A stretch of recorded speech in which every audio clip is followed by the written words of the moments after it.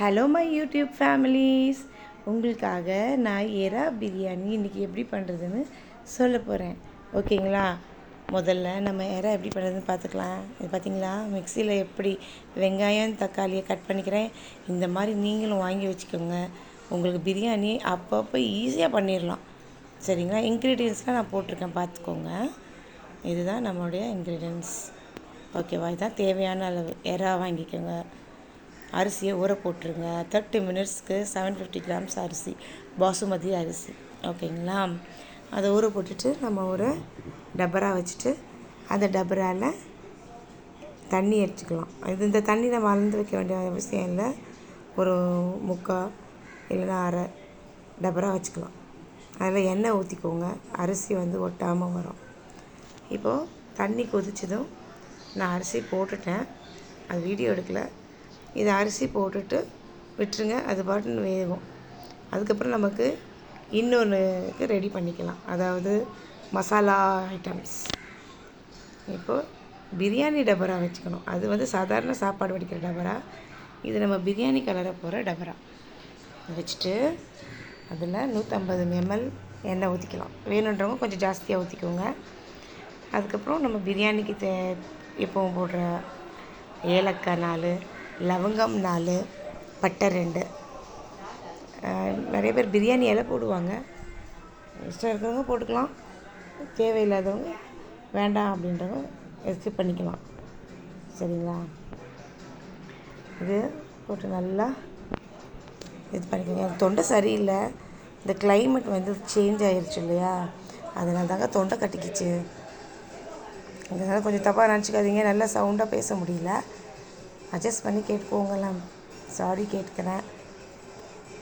இப்போது நான் இப்போ இந்த மிக்சியில் அரைச்சேன் பார்த்தீங்களா, நான் இது கையிலேயே அரைக்கலை, பூ மாதிரி அரைச்சிருச்சு பாருங்கள். ஆனால் நல்லா ஸ்ட்ரைட்டாக அரைச்சிருக்கு பாருங்கள். Mixie super mixie. அது அந்த மாதிரி வாங்கி வச்சுக்கோங்க.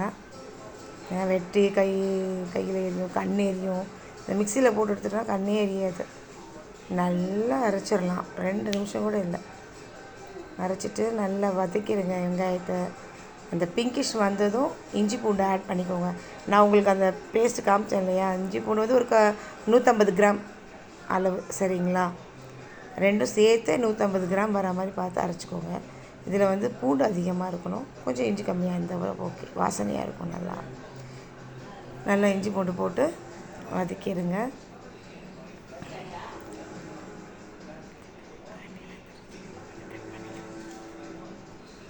நல்லா போட்டு இஞ்சி பூண்டு வாசனை போயிடணும், அந்த கசப்பு வாசனை அது போகிற அளவுக்கு நல்லா வதக்கிக்கோங்க. அதுக்கப்புறம் நம்ம தக்காளி ஆட் பண்ணிக்கலாம். நம்ம 4 தக்காளி காமிச்சோம் இல்லையா, அதையும் ஆட் பண்ணிக்கோங்க. பச்சை மிளகாவை கீறி போட்டுக்கோங்க, 4 பச்சை மிளகா. சரியா? இப்போ ரெண்டுத்தையும் நல்லா மிக்ஸ் பண்ணுங்கள். ரெண்டுத்தையும் சேர்த்து மிக்ஸ் பண்ணுங்கள். எவ்வளோ கலராக இருக்குது பாருங்கள் தக்காளி, நல்ல சிகப்பு தக்காளி. அதுக்கப்புறம் புதினா கொத்தமல்லி. தக்காளி கொஞ்சம் வதங்கினது அப்புறம் நம்ம புதினா கொத்தமல்லியை சேர்த்துக்கலாம். நிறைய பேர் முதல்லையே சேர்ப்பாங்க, அப்போது ரொம்ப கருப்பாயிரும் புதினா கொத்தமல்லி. நம்ம தக்காளி நல்லா வதங்கினதுக்கப்புறம் தான் புதினா கொத்தமல்லி சேர்க்கணும். அப்போ தான் அதோடைய வாசனை கரெக்டாக அந்த பிரியாணிக்கு கிட்ட வரும்போது ஸ்மெல் அடிக்கும். நீங்கள் ஃபஸ்ட்டே போட்டுட்டிங்கன்னா ஸ்மெல்லெல்லாம் போயிடும். அதுக்கப்புறம் 1 கப் தயிர் ஆட் பண்ணிக்கோங்க. சரியா? அதையும் ஆட் பண்ணி நல்லா மிக்ஸ் பண்ணுங்கள். நல்லா கிண்டுங்க. இது நல்லா கொஞ்சம் வேகட்டும். அதுக்கப்புறம் 1 ஸ்பூன் மிளகாத்தூள். காரம், பிரியாணி கொஞ்சம் காரம், இன்னும் காரம் வேணுன்றவங்க மிளகாத்தூள் போட்டுக்கலாம். ஏன்னா இது எறா பிரியாணி இல்லையா, இந்த எறாவில் போயிட்டு இந்த மசாலா பிடிக்கணும். சிக்கன்னா நம்ம ஏற்கனவே அதை மேரினேட் பண்ணி வச்சுருப்போம். தயிர், மிளகாத்தூள், இஞ்சி பூண்டுலாம் போட்டு மிளகாத்தூள் எல்லாம் போட்டு மேரினேட் பண்ணி வச்சுருப்போம். இது எறாவை நம்ம அப்படியே போட போகிறோம். மேரினேட்லாம் எதுவுமே பண்ணலை. வாங்கி க்ளீன் பண்ண எறாவை அப்படியே போடுறதுனால தான் நம்ம மிளகாத்தூள்லாம் இந்த மசாலாலேயே ஆட் பண்ணிக்கோங்க. இந்த வெங்காயம் தக்காளி கூட ஆட் பண்ணிக்கோங்க. பார்த்தீங்களா? அதுக்கு தான் எறாவை அப்படியே போடுறேன், மேரினேட்லாம் எதுவுமே பண்ணல. இதுவே நம்ம சிக்கன் பிரியாணி, மட்டன் பிரியாணிக்கெலாம் மேரினேட் பண்ணிவிடுவோம். ஓகேங்களா? இது அப்படியே இருக்குது. அதனால் அப்படியே வெறும் எறாவை போட்டு நல்லா இது பண்ணிக்கோங்க. பெரிய இறா வாங்கிக்கிட்டிங்கன்னா இன்னும் சூப்பராக இருக்கும். நிறைய பேர் குட்டி குட்டி இறா வாங்கி போட்டுட்டு பிரியாணியில் கலங்கி போயிடும். அப்புறம் இறா எங்கே இருக்குதுன்னு தேடுவாங்க. சரிங்களா? அதனால அரிசி வந்துட்டு எடுத்துருங்க. அரிசி அரை வேக்காட்டில் எடுத்துடலாம். சரிங்களா? இப்போது நம்ம இந்த இதில் வந்துட்டு நம்ம ஒரு லெமன் காமிச்சோம்ல, அந்த லெமன் ஜூஸ் எடுத்து அந்த மசாலாவில் போட்டு ஒரு கிளறிடுங்க. இதுக்கு முன்னாடி நான் அரிசி கிளறி பார்த்துருந்தீங்கல்ல, அது பார்த்தீங்கல்ல, அந்த அரிசி அந்த லெவலில் தான் எடுக்கணும். கொஞ்சம் முன்னாடி நீங்கள் இது பண்ணி பாருங்கள், ரிவைண்ட் பண்ணி பாருங்கள். அரிசி அரை வேக்காட்டில் தான் வடிகட்டிடணும். சரிங்களா? தண்ணியிலேருந்து எடுத்து வடிகட்டிடுங்க. இதை மூடி வச்சிடலாம். இப்போ நம்ம இந்த மசாலா ரெடி ஆகட்டும். லெமன் ஆட் பண்ணதும் மூடி வச்சிடணும். இப்போ பாருங்கள், அரிசி இப்போ நான் காமிக்கிறேன் உங்களுக்கு மறுபடியும். அது பாருங்கள், இந்த லெவலில் இருக்கணும் அரிசி. சரிங்களா? இது வந்ததும் நம்ம